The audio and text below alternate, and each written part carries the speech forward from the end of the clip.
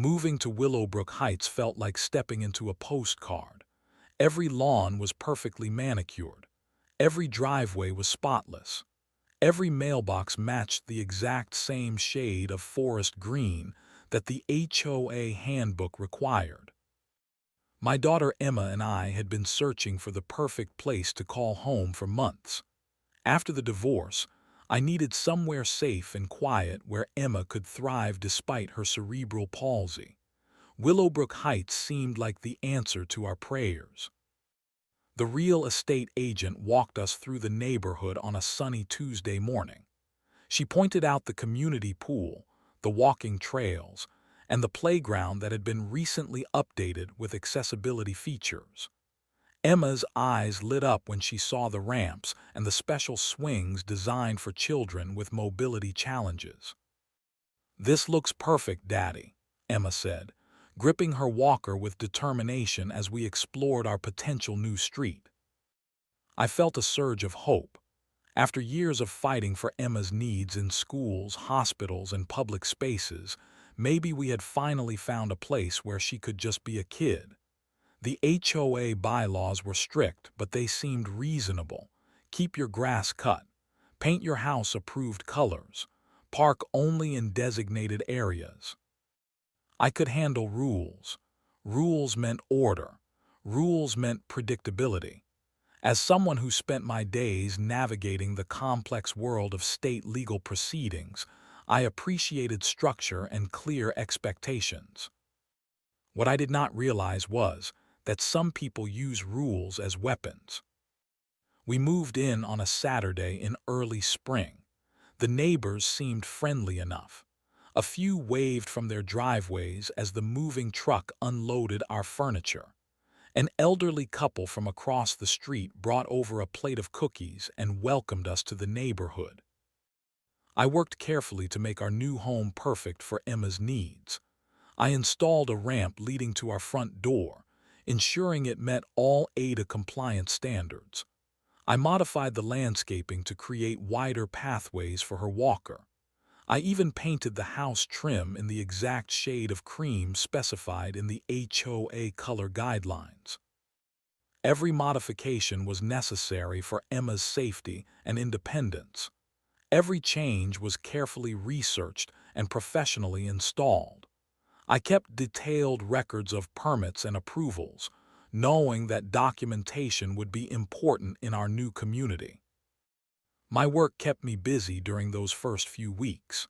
As state attorney, I handled complex cases involving everything from corporate fraud to civil rights violations. The job was demanding and often required long hours, but it also gave me the resources and knowledge to protect Emma's rights wherever we lived. I did not advertise my profession to the neighbors. In my experience, people sometimes acted differently when they learned about my role in the state legal system. I preferred to be known simply as Emma's father, the quiet guy who worked downtown and loved spending weekends in the garden with his daughter. Emma adjusted beautifully to our new neighborhood. She made friends with a little boy 2 houses down who was fascinated by her walker and asked thoughtful questions about how it worked. She loved sitting on our front porch in the evenings, watching the older kids ride their bikes up and down our quiet street. For the first month, everything felt perfect. We attended a neighborhood barbecue where Emma charmed everyone with her bright smile and infectious laugh. The HOA president seemed pleased with our home improvements and complimented me on following the architectural guidelines so carefully. I should have known the peace would not last. I should have paid more attention to the woman with the perfectly styled blonde hair who stood at the edge of every gathering, watching and taking notes. I should have noticed how her smile never quite reached her eyes when she looked at Emma's walker or the ramp leading to our front door. But I was too busy being grateful, too busy believing that we had finally found our place in the world, too busy thinking that following the rules would be enough to protect us from the kind of people who see difference as a threat. I had no idea that our neighborhood's self-appointed enforcer was already planning our destruction. Her name was Karen Mitchell, and she ruled Willowbrook Heights like a perfectly manicured dictator. I first encountered Karen properly at the monthly HOA meeting in May. She arrived 15 minutes early, carrying a leather portfolio stuffed with printed emails, photographs, and what looked like a small legal pad covered in her neat handwriting. Karen was the kind of woman who demanded attention without saying a word. Her blonde hair was styled in a sharp bob that probably cost more than most people's car payments. Her activewear was designer, coordinated down to her matching water bottle and fitness tracker. She moved through the community center like she owned it, which in many ways she did. "I serve as the neighborhood compliance coordinator," she announced to the room, though nobody had asked. "It is my responsibility to ensure that all residents maintain the high standards that make Willowbrook Heights the premier community it is today." The HOA president, a tired-looking man named Dave, nodded weakly. It was clear that Karen had positioned herself as his unofficial enforcer, taking on the dirty work of policing the neighborhood so that elected board members could maintain their friendly facades. During that first meeting, Karen presented a slideshow of compliance concerns she had documented throughout the month. Most were minor issues: a basketball hoop that was 2 inches too close to the sidewalk, a garden gnome that violated the decorative objects policy, a mailbox that had faded slightly from the approved forest green. Then she clicked to a slide that made my stomach drop. It was a photograph of our house, taken from the street with what looked like a professional camera. The image showed Emma's accessibility ramp in stark detail, along with the modified landscaping and wider pathways I had created for her walker. "This property at 247 Maple Street presents several concerns regarding our architectural standards," Karen said, her voice carrying the authority of someone accustomed to being obeyed. "While I understand the residents may have specific needs, we cannot allow individual circumstances to override the community standards that protect all of our property values." Heat rose in my chest. I kept my expression neutral, drawing on years of courtroom experience to mask my growing anger. Around the room, other residents shifted uncomfortably. Some looked sympathetic. Others seemed to be waiting to see which way the wind would blow before choosing sides. "The modifications appear to be professionally installed," Dave said carefully, "and they are clearly necessary for accessibility purposes." Karen's smile was razor-sharp. "Necessity is subjective, Dave. What matters is compliance with our established guidelines. I have reviewed the architectural committee approvals, and I see several modifications that were implemented without proper documentation." She was lying. I had every permit, every approval, every piece of documentation required by state and federal law. But Karen was counting on the fact that most people would not challenge her authority or demand to see proof of her claims. After the meeting, Karen approached me in the parking lot. Up close, her perfectly applied makeup could not quite hide the cold calculation in her eyes. "I hope you understand that this is not personal," she said, her voice dripping with false sweetness. "We all want to maintain the beautiful community we have built here." "I understand perfectly," I replied, keeping my tone even. "And I am confident that all of our modifications comply fully with both HOA guidelines and federal accessibility requirements." Her smile faltered for just a moment. "Well, I suppose we will see about that." Over the next 2 weeks, Karen launched her campaign in earnest. Anonymous complaints appeared in my mailbox, typed on plain white paper and filled with concerns about safety hazards and aesthetic violations. The complaints were clearly from the same source, despite their claim to represent multiple concerned neighbors. Karen began walking past our house every morning during Emma's breakfast time, when my daughter would sit by the front window and wave at passing neighbors. Instead of waving back, Karen would stop and take photographs with her phone, documenting every visible aspect of our property modifications. The psychological warfare was subtle but relentless. Karen organized neighborhood beautification walks that somehow always ended up congregated in front of our house, with participants whispering and pointing at Emma's ramp. She started a private Facebook group called Willowbrook Heights Community Standards, where she posted barely disguised complaints about certain residents who were taking advantage of the system. I watched our neighbors begin to distance themselves from us. The friendly waves stopped. The casual conversations over the fence became awkward and brief. Even the little boy who had befriended Emma seemed to be avoiding our front yard. Karen was systematically poisoning our community against us, using the HOA rules as her weapon and our love for Emma as her target. She was counting on our compliance, our desire to fit in, our hope that reason and documentation would be enough to protect us. What she did not know was that her campaign of harassment was being carefully documented by someone with extensive experience in building legal cases. Every anonymous letter, every photograph, every whispered complaint was being cataloged and preserved. Karen thought she was hunting defenseless prey. She had no idea she was stalking a predator. By June, Karen's attacks had escalated from passive-aggressive complaints to outright harassment. The anonymous letters became more frequent and more vicious, questioning not just our home modifications, but Emma's right to live in the neighborhood at all. One morning, I found a note taped to our mailbox that made my hands shake with rage.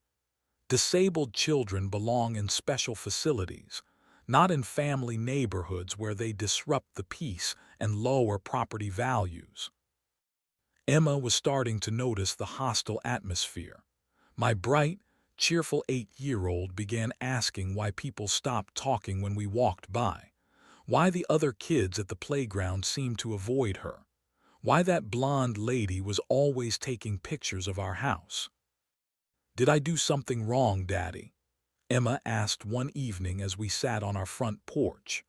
Her walker was parked beside her chair, and she was trying to color in a coloring book despite the slight tremor in her hands that made fine motor skills challenging. My heart shattered. "No, sweetheart, you did not do anything wrong. Some people just do not understand how special and wonderful you are." "But why does that lady keep staring at us?" I looked up to see Karen across the street, partially hidden behind a tree, photographing us with what appeared to be a professional camera with a long lens. When she realized I had spotted her, she did not even have the decency to look embarrassed. She simply lowered the camera and walked away. That weekend, Karen organized a neighborhood petition. She went door to door with a clipboard, claiming to gather signatures for enhanced property maintenance standards. What she was really doing was building a paper trail to support her harassment campaign. I learned about the petition from Mrs. Chen, the elderly woman who lived next door.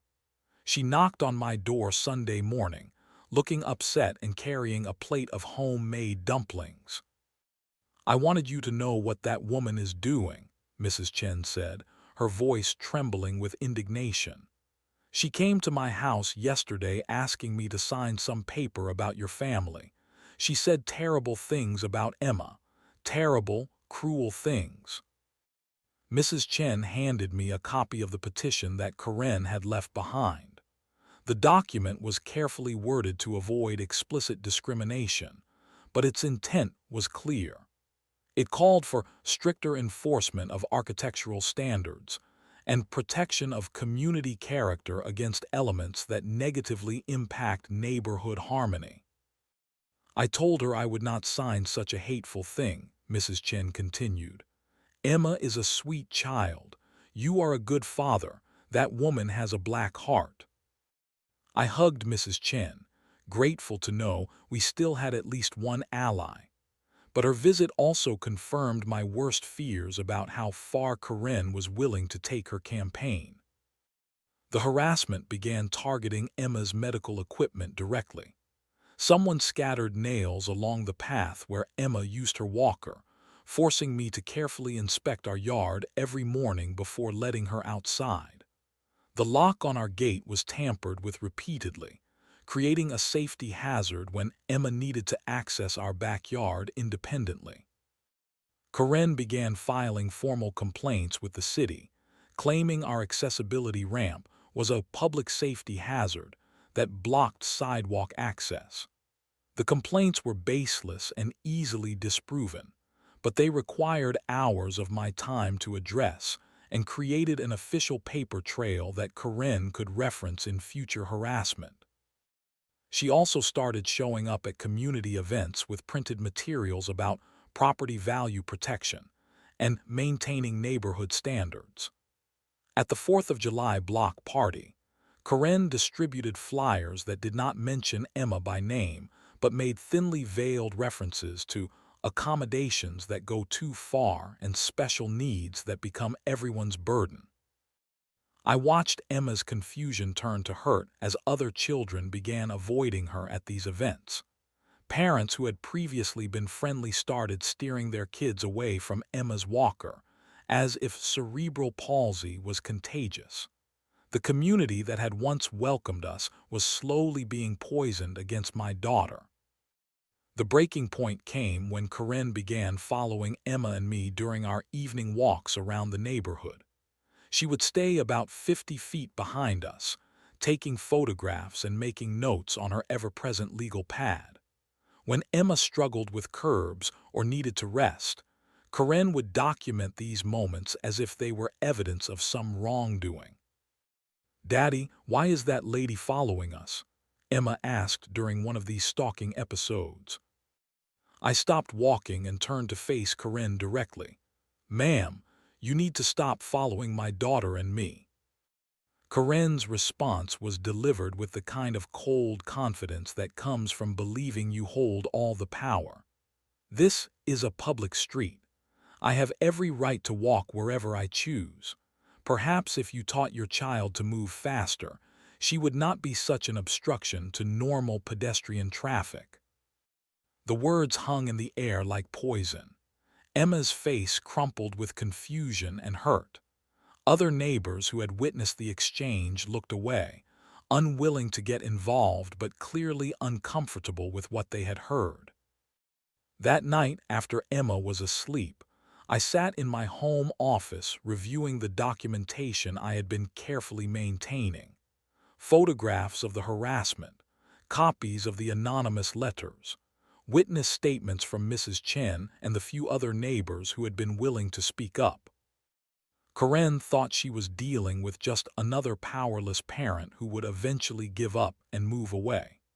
She had no idea that every one of her attacks was being cataloged by someone with extensive experience in building federal civil rights cases. Her campaign of terror was about to become the foundation of her own destruction. July brought a heat wave that made everything feel more intense. The temperature soared above 90 degrees for weeks, and tempers throughout Willowbrook Heights seemed to rise along with the mercury. Karen's harassment had become a daily occurrence. She had enlisted several other neighbors in her campaign, creating a network of surveillance and complaint that made simple activities like checking the mail feel like running a gauntlet. Emma rarely played in our front yard anymore, intimidated by the constant watching and whispering. The HOA board had scheduled a special meeting to address what they carefully termed community concerns regarding property modifications. The meeting was clearly designed to give Karen an official platform to demand our compliance with her interpretation of neighborhood standards. I prepared for that meeting like I would prepare for any important legal proceeding. I gathered permits, architectural approvals, medical documentation, and federal accessibility guidelines. I prepared a presentation that would systematically dismantle every one of Karen's complaints while demonstrating our full compliance with all applicable laws. But Karen was not interested in facts or legal compliance. She was interested in power and control. And on the morning of that HOA meeting, she decided to escalate her campaign to a level that would change everything. I was helping Emma into our car for a doctor's appointment when Corinne appeared at the end of our driveway. She was not alone. Two other neighbors flanked her, both holding clipboards and wearing the same expression of righteous indignation that Corinne had perfected. "We need to talk," Corinne announced, positioning herself directly in front of our car. "I am taking my daughter to a medical appointment," I replied calmly. "We can discuss any concerns at tonight's HOA meeting." "No, we are going to discuss this now," Corinne said, stepping closer to our vehicle. "This has gone on long enough." Emma was in her car seat, watching through the window with growing anxiety. I could see her small hands fidgeting with her seat belt, a nervous habit she had developed during stressful situations. "Ma'am, you need to move away from our car," I said, my voice carrying the authority I used in courtrooms but trying to keep the tone calm for Emma's sake. Karen's response revealed the true depths of her entitlement and cruelty. Her voice rose to a shout that could be heard throughout the neighborhood. "I am sick of tiptoeing around your special needs brat. This is a normal neighborhood for normal families, not some charity case playground for defective children." The words hit me like physical blows. I saw Emma's face crumble through the car window. Tears started streaming down her cheeks as she processed the vicious attack on her very existence. But Karen was not finished. She leaned closer to our car, her face twisted with a rage that seemed to come from some deep, poisonous well of hatred. "Maybe someone should just put that kid out of her misery," she snarled, pointing directly at Emma. "Save everyone the trouble of dealing with her problems. A neighborhood like this should not have to accommodate freaks." Time seemed to stop. The world narrowed to Karen's hate-filled face and the sound of Emma's quiet sobbing from inside the car. Every instinct I had as a father screamed for immediate action, but my training as a prosecutor kicked in first. This was not just harassment anymore. This was a criminal threat against a disabled child, delivered in front of witnesses by someone who had been systematically targeting our family for months. I stepped out of the car, moving with the controlled precision that came from years of handling dangerous situations in my professional life. Karen was still blocking our path, apparently believing that her position as neighborhood enforcer gave her the right to threaten children with impunity. "Karen," I said quietly, my voice carrying a tone that made her two companions take an instinctive step backward. "You have just made a very serious mistake." For the first time since I had known her, Karen looked uncertain. Something in my voice or my posture seemed to penetrate her bubble of entitlement, creating the first crack in her absolute confidence. "You do not know who you are dealing with," I continued, pulling out my phone to document the scene. "You do not know what I do for a living, and you have no idea what you have just set in motion." I took photographs of Corinne and her companions, still positioned to block our car. I documented the scene while speaking clearly for the phone's recording function. "This is July 15th, approximately 10:30 a.m. Corinne Mitchell and two accomplices are blocking my disabled child and me from leaving our own driveway after making explicit threats against my daughter's life." Corinne's face went pale. The reality of being recorded while making threats seem to break through her rage-induced fog. "You cannot record me without permission," she stammered. My smile was not pleasant. "Actually, I can. I am a prosecutor with the state attorney's office, and you have just committed multiple felonies in front of witnesses while threatening a disabled child." The color drained completely from Karen's face.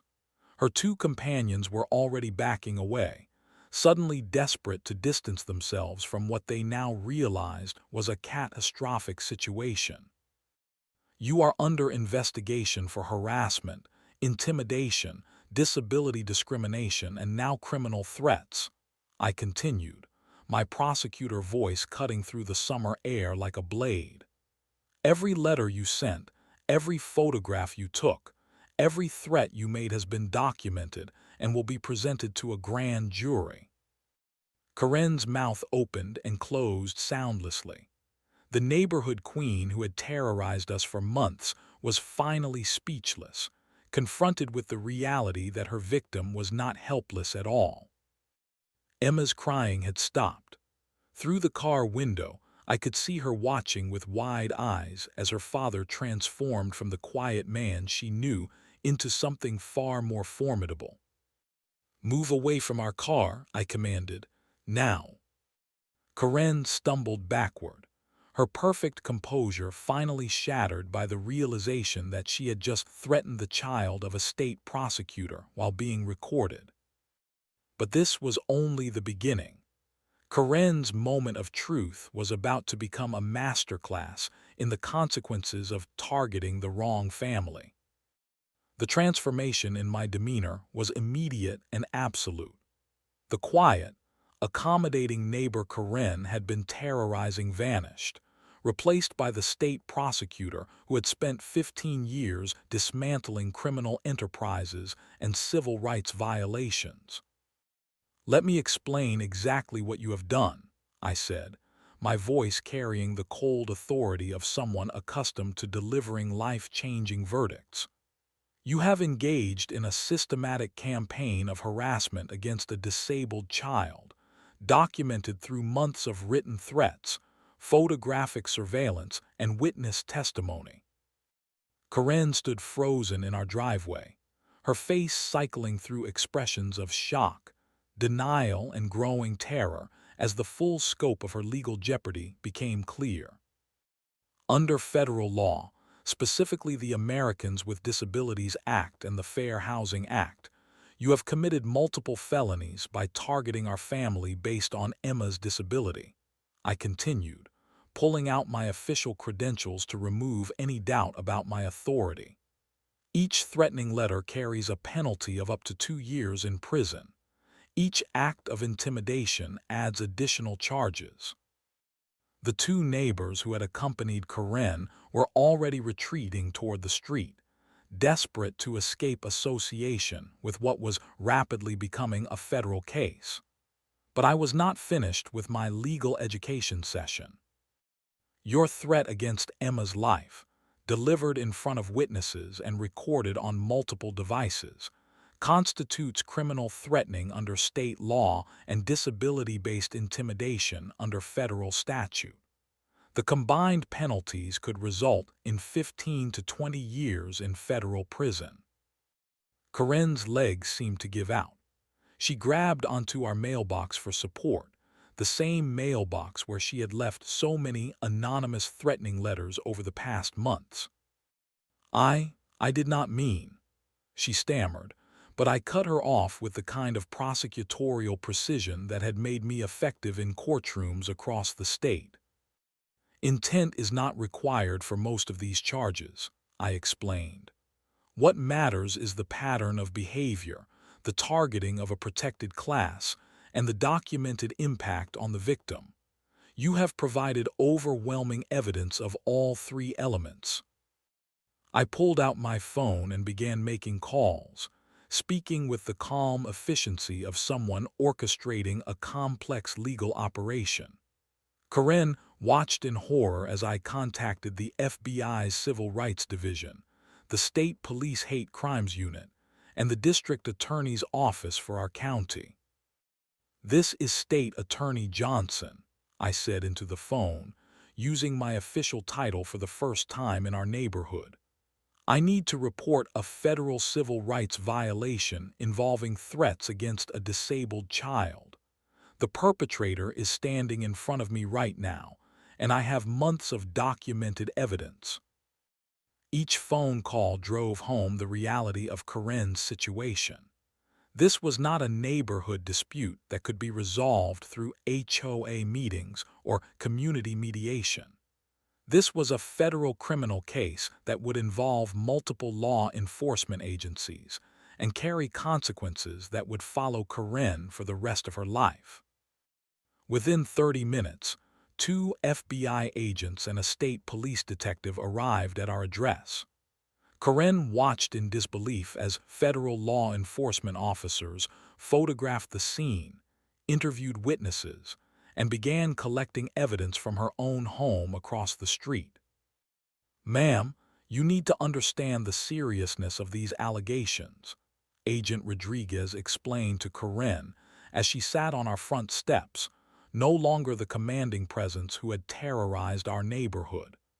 "Disability-based harassment is a priority for federal prosecution. Threats against children with disabilities carry enhanced penalties."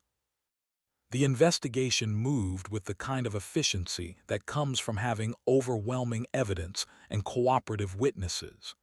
Mrs. Chen provided testimony about Karen's door-to-door harassment campaign. Other neighbors, suddenly eager to distance themselves from Karen's actions, came forward with their own accounts of her discriminatory behavior. Karen's social media posts, which she had thought were cleverly disguised attacks on our family, became evidence of premeditation and planning. Her photographs of Emma and our property, taken without permission over months of surveillance, demonstrated the systematic nature of her harassment campaign. The defendant has created an extensive digital record of her criminal activity, Detective Martinez noted as he reviewed Karen's Facebook group dedicated to opposing our family's presence in the neighborhood. "These posts will support charges of conspiracy and organized harassment." By evening, search warrants had been executed on Karen's home and electronic devices. The same woman who had spent months documenting every detail of our lives now watched helplessly as law enforcement documented every detail of hers. The HOA meeting that night took on a surreal quality. Karen's empty chair served as a stark reminder of how quickly someone could go from neighborhood enforcer to federal defendant. The board, suddenly aware of their liability for allowing discriminatory harassment to continue unchecked, scrambled to implement new policies protecting disabled residents. "We had no idea the situation had escalated to this level," Dave, the HOA president, said repeatedly, as if repetition would somehow shield the organization from civil liability. But the legal consequences were just beginning. Karen's criminal charges would take months to fully resolve, but the immediate impact on her life was devastating and complete. Her employer, a prestigious law firm where she worked as a paralegal, terminated her employment immediately upon learning of the charges. Her husband, a bank executive who had remained largely uninvolved in her neighborhood campaigns, filed for divorce within a week. The Karen who had ruled Willowbrook Heights through fear and intimidation had been replaced by a criminal defendant facing decades in federal prison. Her reign of terror had lasted exactly 6 months. Her legal consequences would follow her for the rest of her life. And Emma, my brave little girl who had endured months of harassment and threats, finally felt safe enough to play in our front yard again. The legal system moved with relentless precision once Karen's case entered the federal pipeline. As a state prosecutor, I understood the machinery of justice, but watching it operate on behalf of my own family was both satisfying and sobering. The indictment came down 3 weeks after Karen's initial arrest. The federal grand jury, presented with months of documented harassment and witness testimony, returned charges on 7 separate counts: civil rights violations, disability discrimination, criminal harassment, stalking, making criminal threats, conspiracy to violate civil rights, and intimidation of a disabled person. Each count carried serious penalties. The civil rights violations alone could result in 10 years in federal prison. Combined with the other charges, Karen was looking at a potential sentence of 30 to 40 years behind bars. The news of her arrest spread through Willowbrook Heights like wildfire. The woman who had once commanded respect and fear throughout the neighborhood was now the subject of hushed conversations and embarrassed explanations. Local news outlets picked up the story, and Karen's mugshot became a symbol of everything wrong with HOA overreach and disability discrimination. The headline read, "HOA enforcer arrested for threatening disabled child, victim's father revealed as state attorney." Karen's attempts to manage the crisis only made things worse. She hired an expensive criminal defense attorney who immediately began making statements to the media about misunderstandings and taken out of context remarks. But the evidence was overwhelming, and every public statement seemed to dig Karen deeper into legal quicksand. The civil lawsuit followed quickly behind the criminal charges. Emma and I filed a comprehensive federal civil rights action seeking damages for emotional distress, violation of civil rights, and deprivation of peaceful enjoyment of our home. The lawsuit named not only Karen, but also the HOA board for their failure to prevent and address the discriminatory harassment. The defendants created a hostile environment that violated the plaintiff's fundamental rights under federal disability protection laws, our attorney argued in court filings. The systematic nature of this harassment campaign demonstrates a clear pattern of discrimination that must be addressed through both criminal and civil remedies. The financial impact on Karen was immediate and devastating. Legal fees for defending federal criminal charges consumed her savings within months. Her husband's divorce proceedings, accelerated by the public embarrassment and potential financial liability, left her responsible for significant debt and legal obligations.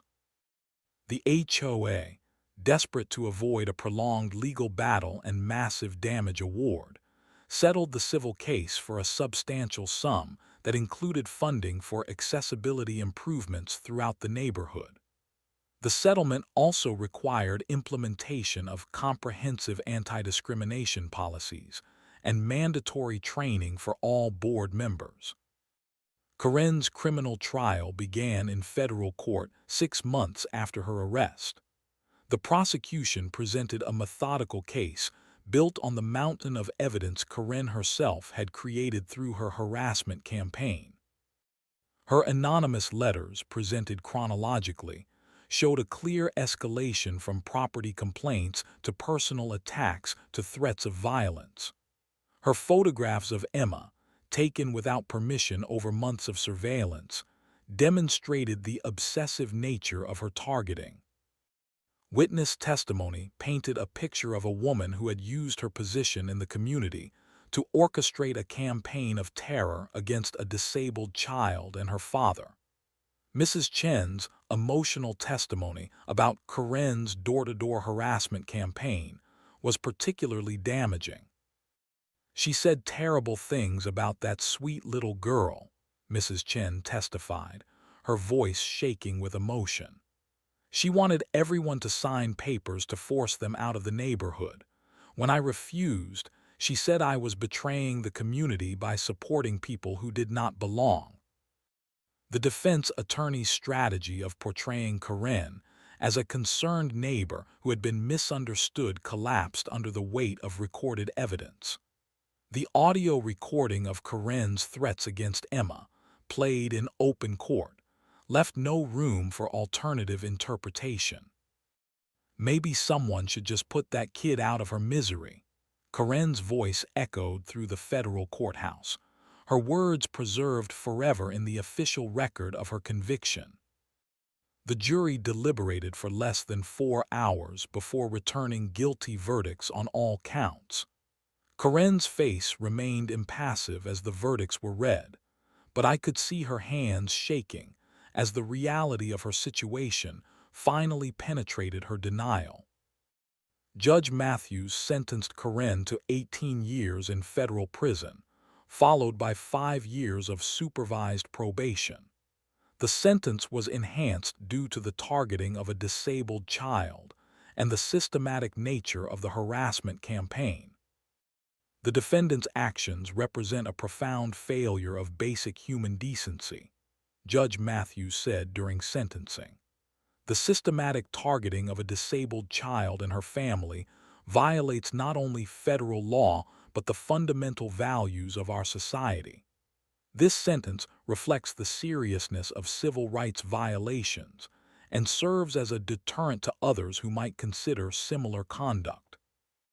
Karen's parole conditions, should she ever be released, included a permanent restraining order preventing any contact with Emma or me, mandatory mental health counseling, and community service focused on disability rights education. The woman who had once ruled our neighborhood through fear and intimidation was led away in federal custody. Her reign of terror finally ended by the very legal system she had assumed would protect her right to discriminate. But perhaps the most satisfying moment came not in the courtroom, but on a quiet Tuesday evening 2 weeks after Karen's sentencing. Emma and I were sitting on our front porch, enjoying the peaceful summer weather, when she looked up from her coloring book with a bright smile. "Daddy, I like living here now," she said simply. "Everyone is nice to us." The neighborhood had indeed transformed. Karen's conviction had sent a clear message about the consequences of disability discrimination, and the community that had once allowed harassment to flourish now actively promoted inclusion and acceptance. Emma's laughter rang out across Willowbrook Heights, no longer a sound under threat, but a symbol of justice served and innocence protected. 6 months after Karen's sentencing, Willowbrook Heights had become the inclusive community I had originally hoped to find. The transformation was remarkable and complete, touching every aspect of neighborhood life. The HOA board, chastened by their legal liability and genuine regret over their failure to protect Emma, had implemented sweeping changes. The new disability rights policies were among the most comprehensive in the state, ensuring that no family would ever again face the discrimination we had endured. More importantly, the community's attitude had undergone a fundamental shift. Neighbors who had once crossed the street to avoid us now stopped to chat and ask about Emma's day.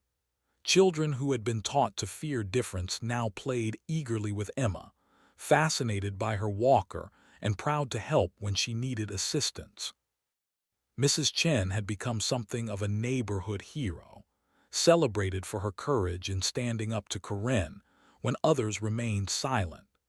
She organized weekly coffee gatherings that brought the community together and created opportunities for meaningful connections across all the artificial barriers that had once divided us. "You taught us all an important lesson," Mrs. Chen told me during one of these gatherings. "Sometimes being a good neighbor means standing up to bad neighbors." The playground had been further upgraded with additional accessibility features, funded in part by the civil lawsuit settlement. Emma loved the new sensory play areas and the communication boards that helped children with different abilities interact and play together. The changes extended beyond our immediate neighborhood. Karen's case had become a landmark prosecution in federal disability rights law, cited in legal journals, and used in training programs for law enforcement and legal professionals across the country. I found myself speaking at conferences and training seminars, sharing our story as an example of how discrimination can escalate to criminal behavior when left unchecked. The experience had added a new dimension to my work as state attorney, deepening my understanding of how civil rights violations impact real families in real communities. Every family deserves to feel safe and welcome in their neighborhood, I would tell these professional audiences. It is not enough to have laws on the books. We must be willing to enforce them when violations occur. Emma's recovery from the trauma of harassment had been remarkable. Children are resilient, and with the threat removed and the community supportive, she had flourished in ways I had not dared hope for during the darkest days of Karen's campaign. She started each morning by waving to neighbors from our front porch, secure in the knowledge that her presence was valued rather than resented. Her confidence had grown tremendously, and she had become something of an accessibility advocate herself, teaching other children about different abilities and the importance of inclusion. Everyone is different in some way, Emma explained to a group of neighborhood children during a recent block party. Different is not bad. Different is just different. The empty house across the street, where Karen had once lived and plotted against us, had been purchased by a young family with twins. One of the twins had autism, and they had specifically chosen Willowbrook Heights because of its reputation for inclusion and accessibility.